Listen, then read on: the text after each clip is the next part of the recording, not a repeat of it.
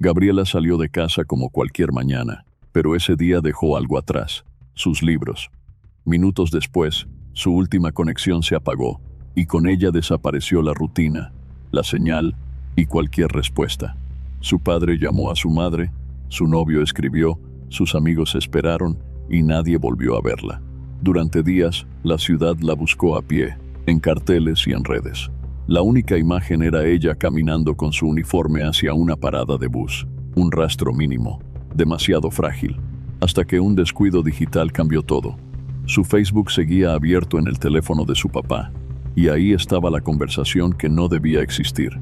Un hombre mayor, una niñera, una cita en un centro comercial, y un destino entre Soledad y Malambo. El sospechoso aceptó que se reunió con ella, y luego dijo que se fue. Sin pruebas, quedó libre. Pero 20 días después, otra joven llegó a una comisaría con un relato aterrador y 2 tatuajes como única descripción. Cuando vio una foto en la pantalla, no dudó. Era el mismo hombre, y al llevar a la policía al lugar, la búsqueda de Gabriela dejó de ser esperanza y se convirtió en una verdad que nadie quería encontrar.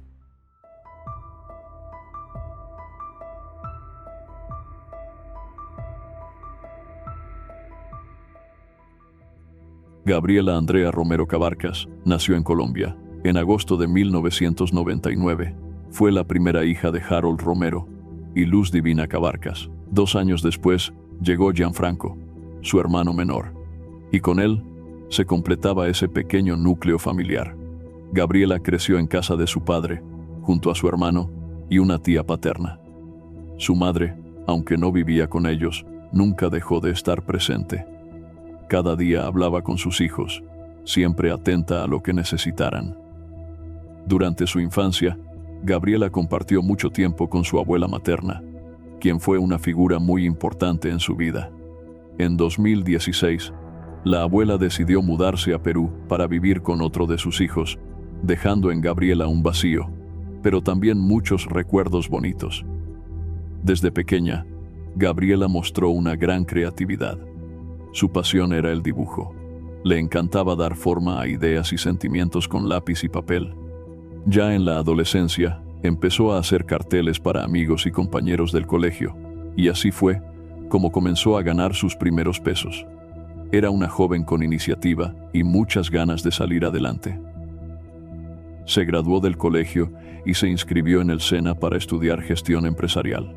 Tenía 18 años recién cumplidos en 2017 y una ilusión enorme: conseguir trabajo.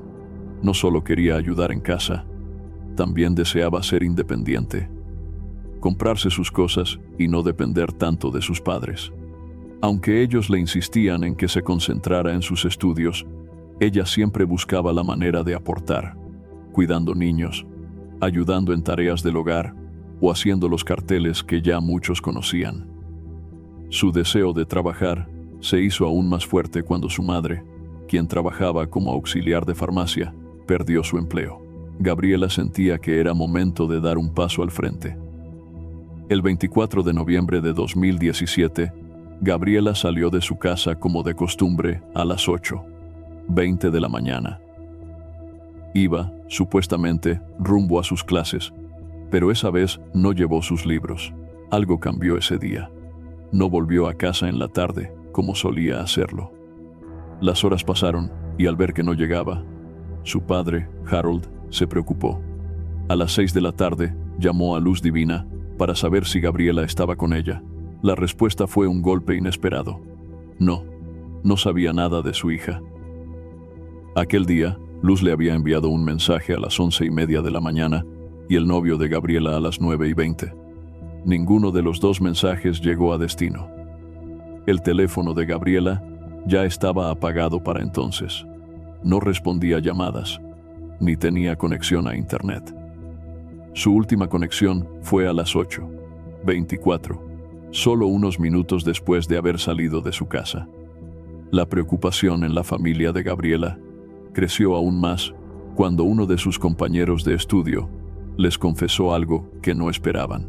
Ese día, ella tenía planeado reunirse con él y otros compañeros en el centro de estudios para adelantar un trabajo en grupo. Pero Gabriela nunca llegó, no avisó, no mandó mensaje, no dio señales.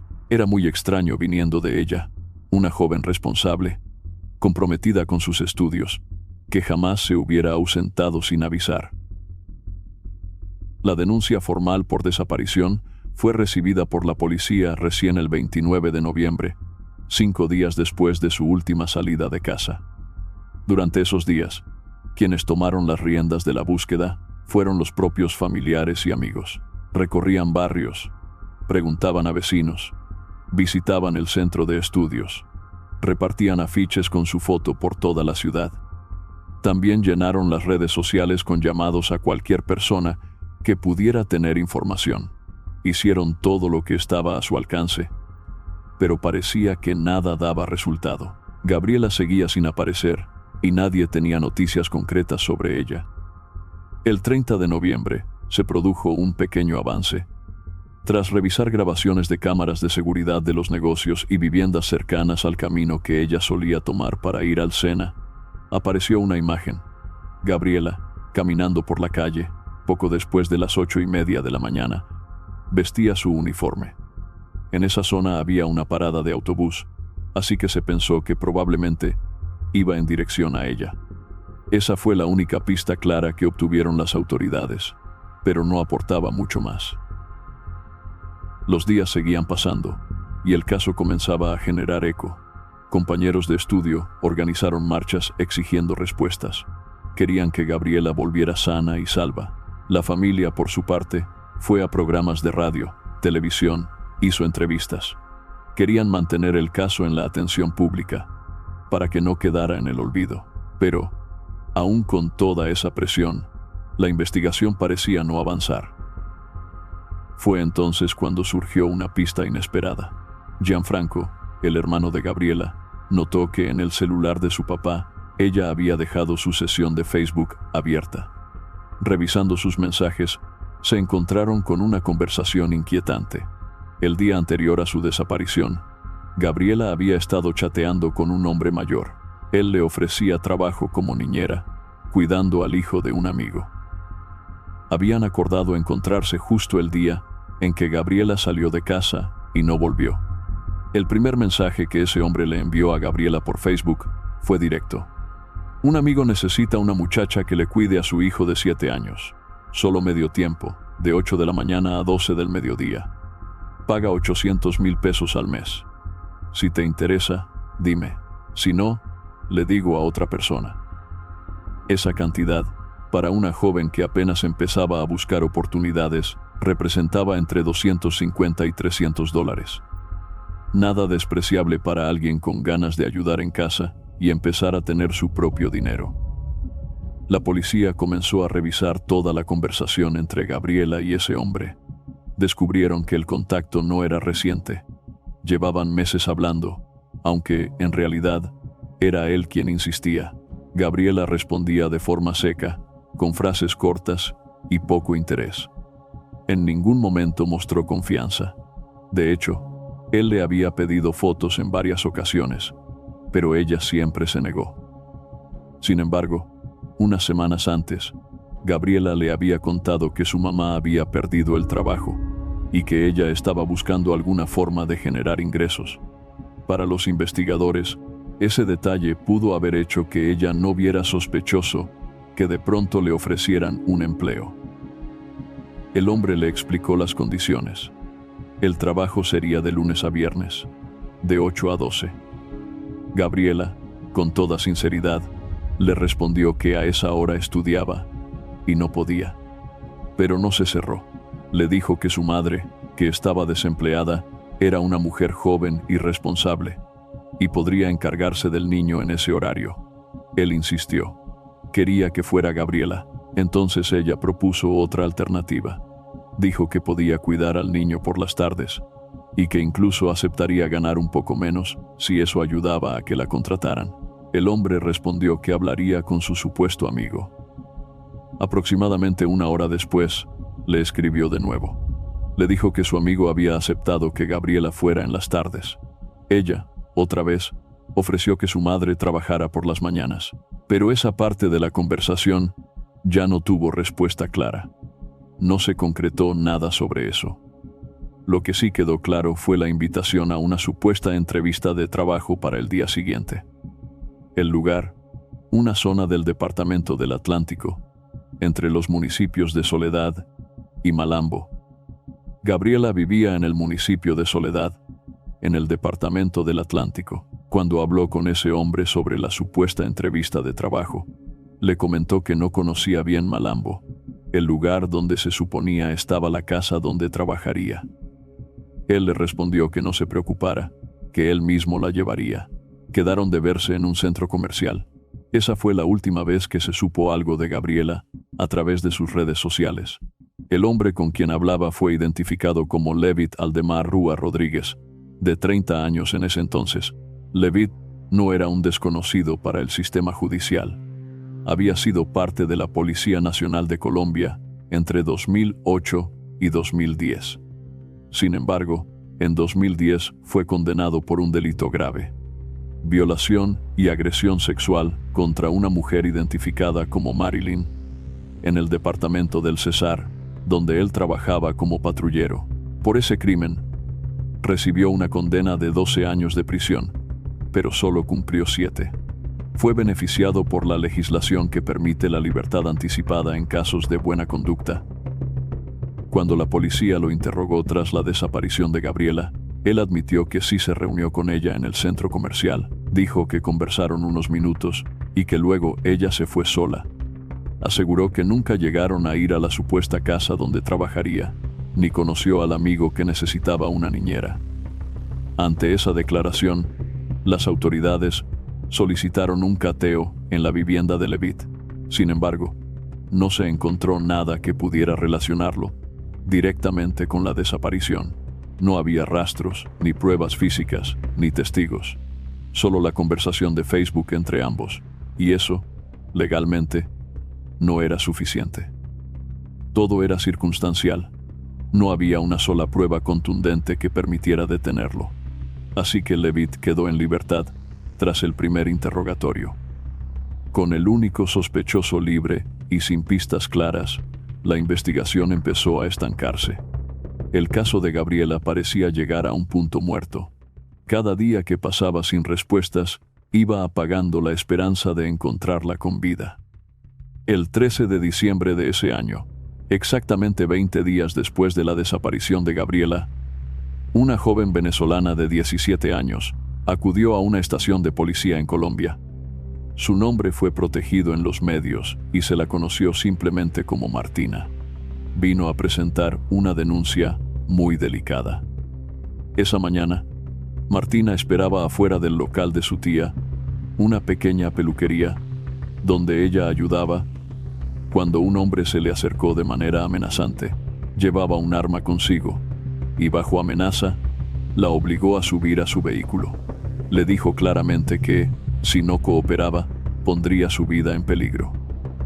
Según relató la joven, el hombre la trasladó hacia una zona alejada en Malambo, a una vivienda improvisada.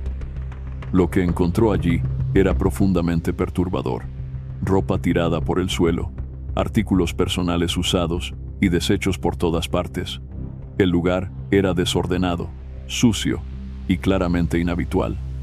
Martina contó que fue retenida allí desde las 9 de la mañana hasta las 2 de la tarde. Durante esas horas, fue víctima de múltiples agresiones. Al final, el hombre le entregó algo de dinero para regresar a su casa y le advirtió que no debía contarle a nadie lo sucedido, amenazándola con represalias si lo hacía. A pesar del miedo, Martina decidió denunciar. Describió al agresor como un hombre alto, de contextura robusta y piel morena clara. Recordaba 2 tatuajes en particular, uno con alas en el pecho y otro con el nombre Mateo. El personal de la comisaría reconoció esos tatuajes, aunque en ese momento no sabían de dónde. La pieza clave se reveló al día siguiente, cuando Martina volvió para una cita con la psicóloga.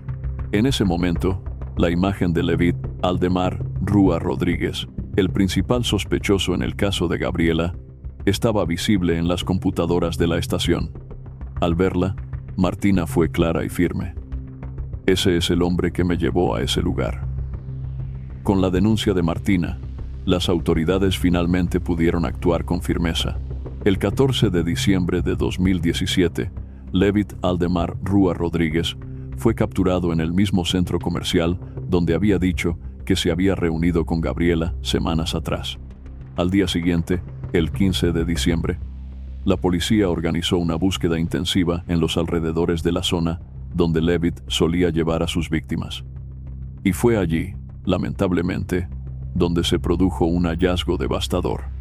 El cuerpo de Gabriela fue encontrado en una zona pantanosa, muy cerca de aquel lugar. Era un sitio conocido por actividades de matanza de ganado, apartado, solitario y descuidado. Aunque la identificación oficial se hizo a través de una muestra de ADN, la familia ya sabía la verdad antes de tener los resultados. Les habían mostrado unas fotografías. En ellas, reconocieron dos cosas que no dejaban lugar a dudas: una pulsera que Gabriela siempre llevaba y un pequeño tatuaje de gato. Los medios informaron en su momento que el cuerpo había sido hallado sin cabeza, y aunque esto fue cierto, el informe forense aclaró algo importante. La separación no fue provocada por el agresor, sino que fue consecuencia del avanzado estado de descomposición y del contacto con animales del entorno. El examen forense, a pesar de las condiciones del cuerpo, logró establecer que Gabriela fue víctima de abuso. También se detectaron señales de lucha, heridas en distintas partes, y se confirmó que la causa de muerte fueron los golpes que recibió. Todo indicaba que Gabriela luchó hasta el último momento por defenderse. Con esta evidencia, Levit fue llevado ante un juez. Se le imputaron los delitos contra Gabriela y también la agresión que había denunciado Martina. Su rostro apareció en todos los noticieros, en las portadas de los diarios y en los programas de análisis. Colombia entera conocía ya su nombre, su historial y la magnitud de lo ocurrido. Con su rostro ya circulando por todos lados, otras mujeres comenzaron a hablar, mujeres que lo reconocieron, que habían vivido situaciones similares, que también lo habían denunciado en el pasado, o que, por miedo, nunca lo habían hecho. Así se supo lo que muchas temían. Levit Rúa no fue un caso aislado. Era un agresor serial. Conforme avanzaron las investigaciones, se destapó una verdad aún más alarmante.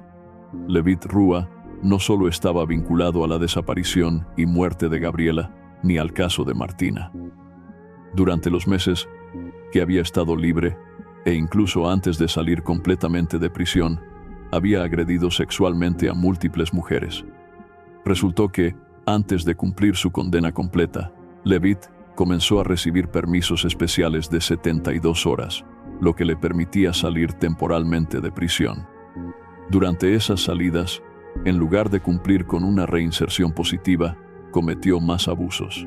Era un patrón que se repetía y que, por alguna razón, una vez se reconstruyeron los hechos, se logró establecer una cronología de sus crímenes.